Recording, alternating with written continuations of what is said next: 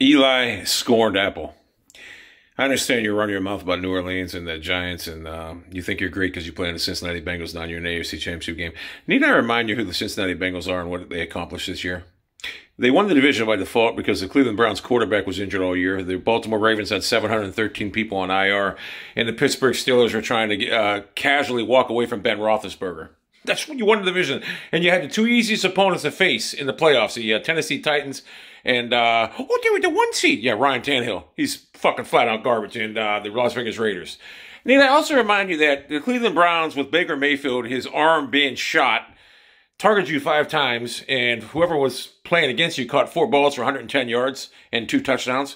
Do I need to remind you of that? You got burned by the worst quarterback in the National Football League, and you're out there running your mouth because you signed with the Cincinnati Bengals, who would take me as a cornerback right now as desperately as they need people to help them on defense this year. And you're talking like you're some kind of New England Patriot champions of the past? Listen, Eli, you were the 10th pick in the draft. You've been on like 5 teams. You're terrible. You won't be on Cincinnati next year. You'll get burned probably for 250 or 60 yards next week against Kansas City. You're flat out horrible, and you're running your mouth. You're an embarrassment to the Ohio State football program. You're actually an embarrassment to the Cincinnati Bengals. You're over there talking shit about New Orleans. Don't you understand? Joe Burrow and Jamar Chase actually lived there, grew up there. You're making fun of your own team. You're an embarrassment, and you just made a whole bunch of people around the world hate the Bengals. I was actually kind of hoping the Bengals would win because I can't stand Tyreek Hill and I can't stand Jackson Mahomes. But now I'm going for the Kansas City Chiefs. And guess what?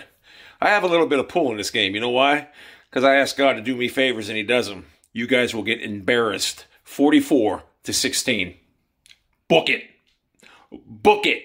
You should have kept your mouth shut. You would have won this game. You'd have won to the Super Bowl. I have control over it. Not you, not Mahomes, nobody. I have control. Whenever I ask God to do something, it happens. So 44-16, you'll get humiliated. And you're going to be the butt of all jokes come Monday morning.